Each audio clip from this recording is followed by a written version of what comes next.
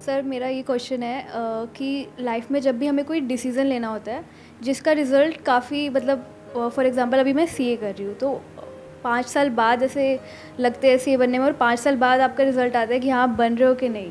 5 साल बाद ऐसा लगता है कि मैंने ये लाइन तो चूज़ कर ली बट अल्टीमेटली मुझे इसमें जाना ही नहीं है। या फॉर एग्ज़ाम्पल अगर आप शादी का डिसीज़न ले रहे हो तो आप चूज़ कर लेते हो कि हाँ मुझे इसके साथ शादी करनी है बट कुछ सालों बाद ऐसा लगता है कि वो एक डायरेक्शन में ग्रो करा और मैं एक डायरेक्शन में, बट मुझे ये नहीं चाहिए था। तो वो जो लाइफ के ऐसे बिग डिसीज़न होते हैं जिसका रिज़ल्ट इतने सालों बाद आता है, वो डिसीजंस कैसे लेने होते हैं, मतलब क्या चीज़ें सोच के वो सब डिसीज़न हम ले सकते हैं? ऐसा करियर में होता है, रिलेशनशिप में होता है, इनफैक्ट कहाँ नहीं होता है। हर जगह ही होता है। एक मिनट में लगता है लाइफ बहुत बढ़िया है, अगले मिनट में लगता है कि लाइफ बहुत ही बेकार है। एक मिनट में लगता है सबके साथ रहना है, अगले मिनट में अंदर से आता है सब गए भाड़ में, सब छोड़ छाड़ के मैं वहां चला जाऊंगा या चली जाऊंगी। ऐसा होता है नहीं होता है? एक मिनट में होता है ये करना है करना है करना है करना है, फिर जब करना शुरू करते हैं अरे ये तो बेकार है, इसमें कुछ नहीं है। जैसे होता नहीं है, शॉपिंग कर रहे हो, ऑनलाइन देख रहे हो ये चीज चाहिए चाहिए चाहिए चाहिए, जब आ गई तो उसकी तरफ कुत्ता भी नहीं देख रहा, आप तो बहुत दूर की बात है।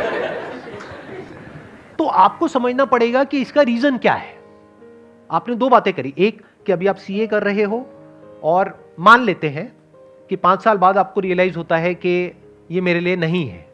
तो क्या है आपके लिए? पेपर पे लिखो। पेपर पे आपने एक तरफ लिखा सीए, दूसरी तरफ मानो लिख दिया सीएस। सीएस मुझे करना है, सीए नहीं करना है।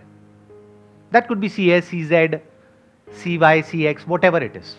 तो अब उसके रीजंस देखो ना कि इसको छोड़ने का क्या रीजन है और ये करने का क्या रीजन है। तो थोड़ी देर में जब आप लिखने लग जाओगे और अपने माइंड को लिख करके क्लियर करोगे, ये बात मैंने बहुत बार बोली अपने सेशंस में, but I am not sure कितने लोग इस बात को समझते हैं और एक्चुअल में करते हैं। कभी भी कोई भी प्रॉब्लम हो, अपने माइंड में उसको सॉल्व करने की कोशिश मत करना, एंटैंगल्ड हो जाओगे बुरे तरीके से। स्पेशली अगर प्रॉब्लम बड़ी है तो, छोटी मोटी है तो माइंड में ही करनी पड़ेगी। जैसे बाइक चला रहे हो, स्कूटर चला रहे हो, व्हाटएवर, और एकदम से कोई सामने से आया तो उस वक्त पेपर पेन लेकर के नहीं बैठ जाओगे, क्या करूं, तब तक तो हो जाएगा जो होना है। उस वक्त तो इमीडिएट एक्ट करना पड़ेगा। बट ये जो बड़े डिसीजंस हैं, शादी का डिसीजन, डिवोर्स का डिसीजन, करियर चूज करने का डिसीजन, करियर को छोड़ने का डिसीजन, ये बहुत बड़े डिसीजंस हैं, छोटे नहीं हैं। तो इन डिसीजंस को माइंड में कभी सॉल्व करने की कोशिश मत करना। तो कैसे करना है? पेपर पेन लेकर के माइंड मैपिंग करना सीखो ना। कितने लोग आप में से माइंड मैपिंग करते हैं? सच बोलना, झूठ मत बोलना। सिर्फ 4-5 लोग, इतने लोगों में से। तो माइंड मैपिंग करना सीखो। माइंड मैप से क्या होता है, लाइफ में सेंटर में कुछ आता है जो बहुत इंपॉर्टेंट होता है, उसके अकॉर्डिंग माइंड मैप बनता है, तो लाइफ में आपको क्लैरिटी आती है। तो जब आप ये करोगे तो आपको समझ आएगा कि उसका कॉज क्या है। हो सकता है सीए जो आप कह रहे हो कि अब मुझे रियलाइज हो गया, ये रियलाइज क्या होता है?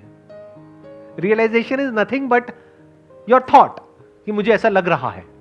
आज कुछ और लगता है, कल कुछ और लगता है। एक रिलेशनशिप में कभी रियलाइज होता है कि ये तो बहुत ही बढ़िया है, कभी ऐसा लगता है कि ये तो बहुत ही बेकार है। तो ये रियलाइजेशन क्या होता है? तो इस रियलाइजेशन वर्ड को हटा दो कि मुझे रियलाइज हुआ, उसकी कॉज को समझो। हो सकता है आपको कॉज मिले कि मैं इसलिए आगे कंटिन्यू नहीं करना चाहती क्योंकि मैं बोर हो गई हूं। हो सकता है कॉज मिले क्योंकि इसमें बहुत एफर्ट है।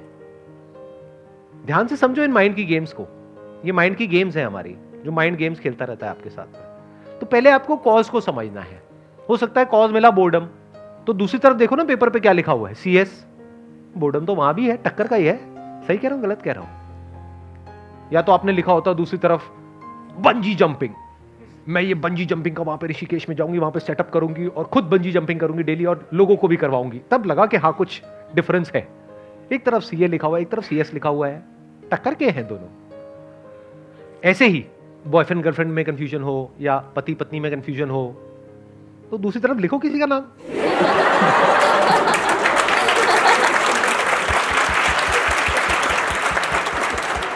फिर थोड़ी देर में आपको पता है क्या रियलाइजेशन आएगा, रियलाइजेशन, द रियल रियलाइजेशन। ये भी खच्चर, वो भी खच्चर, क्या फर्क पड़ता है? और मैं भी खच्चर, तो क्या फर्क पड़ता है? इस मंत्र को पकड़ना सीखो, लाइफ में बहुत काम आएगा। जहां पे आपको कुछ लॉन्ग टर्म तक सस्टेन करना है, शॉर्ट टर्म में मंत्र काम नहीं आएगा। वैसे शॉर्ट टर्म में भी आ जाएगा काफी केसेस में, बट लॉन्ग टर्म में मंत्र बहुत काम आता है कि क्या फर्क पड़ता है।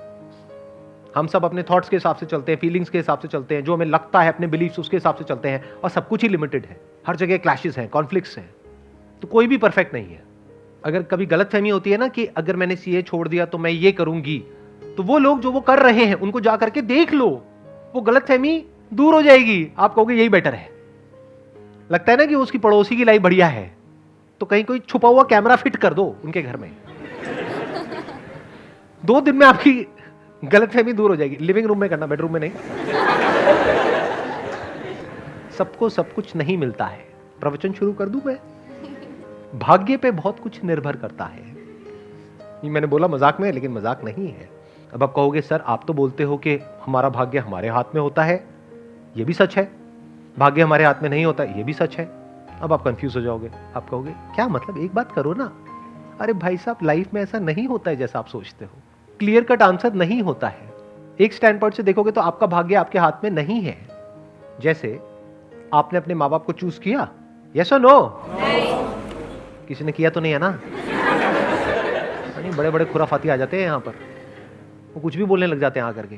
सर मैंने ना अपनी शक्तियां इस्तेमाल करी जब मैं पेट में भी नहीं था, मैंने पेट को खुद चुना, मुझे इस पेट में जाना है अपने पिछले जन्म में, और मैं वहीं आया जहां मैं आना चाहता था। बहुत कुछ होता है जो हमारे हाथ में नहीं होता है। जैसे पेरेंट्स हमने चूज नहीं किए हैं, वो हमारा भाग्य है।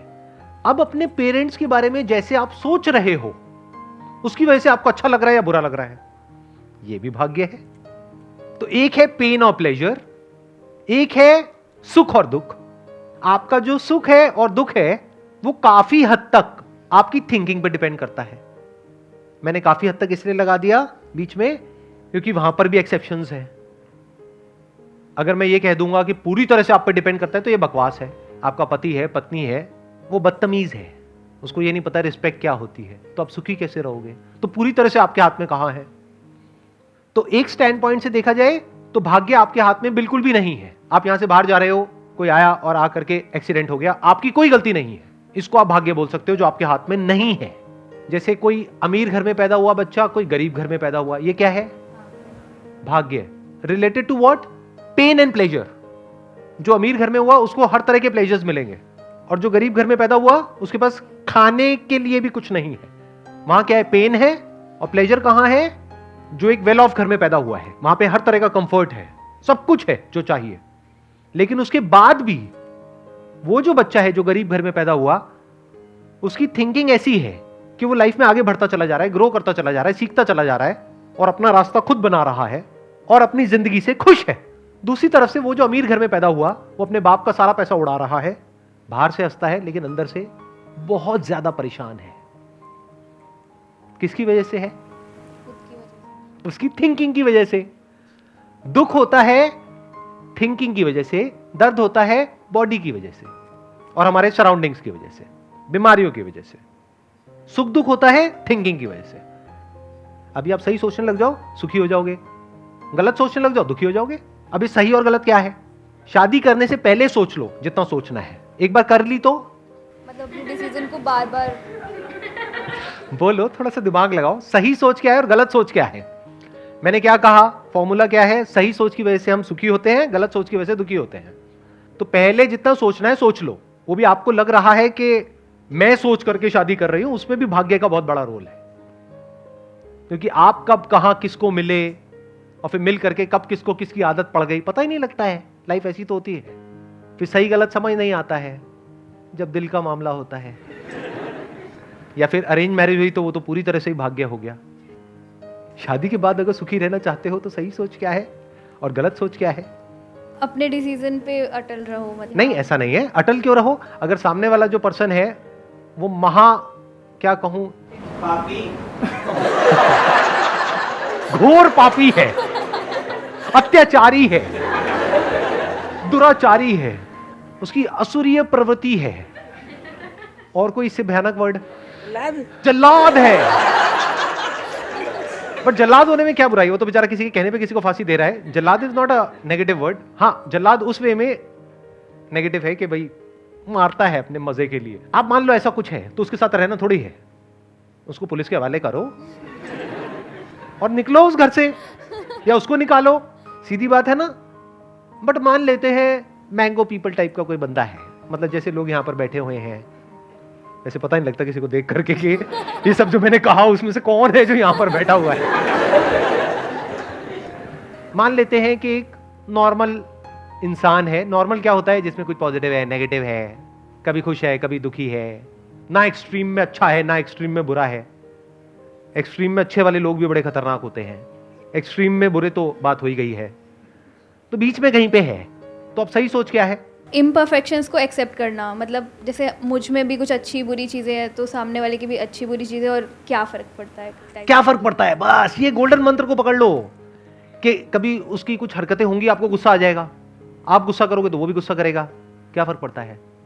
चीख चिल्लाहट हो जाएगी, क्या फर्क पड़ता है? थोड़ा एक आध बर्तन वर्तन टूट जाएंगे, क्या फर्क पड़ता है? बर्तन और आ जाएंगे, अगले दिन फिर नॉर्मल हो जाओ। मैं आपको सही बातें बता रहा हूं, प्रैक्टिकल बातें, थियोरेटिकल बातें नहीं।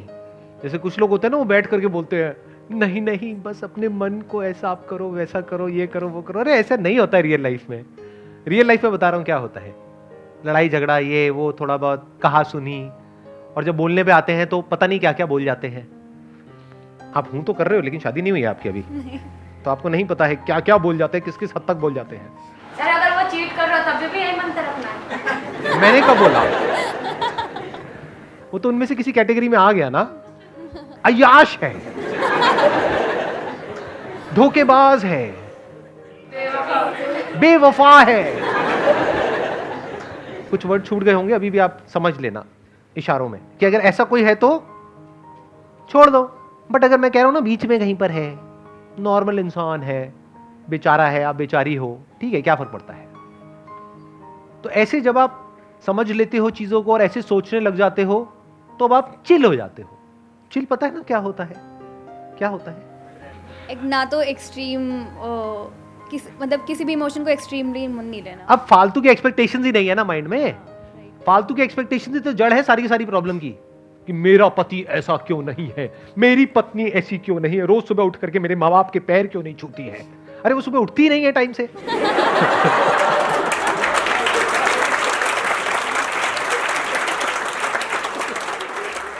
तो उल्टी सीधी एक्सपेक्टेशंस जो हमारी होती है ना, उसकी वजह से गड़बड़ हो जाती है। तो कोशिश करो, अगर किसी से शादी भी कर रहे हो, अगर कर रहे हो तो, करनी नहीं करनी आपकी मर्जी, तो ऐसे इंसान से करो जो थोड़ा रियलिस्टिक सा हो, प्रैक्टिकल सा हो। जब थोड़ा टाइम स्पेंड करोगे, कुछ मीटिंग्स करोगे, अगर अरेंज मैरिज है, और लव मैरिज करोगे तब तो पता लग ही जाएगा, 2-4-6 महीने में पत्ते खुल ही जाते हैं एक दूसरे के। तो कोशिश करो कोई ऐसा इंसान हो जो थोड़ा सा प्रैक्टिकल हो। आपको जवाब मिल गया है? 70%। आप पक्का सीए के स्टूडेंट हो।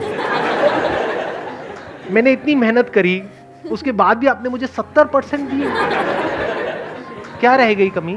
30% कहां पर कमी रह गई?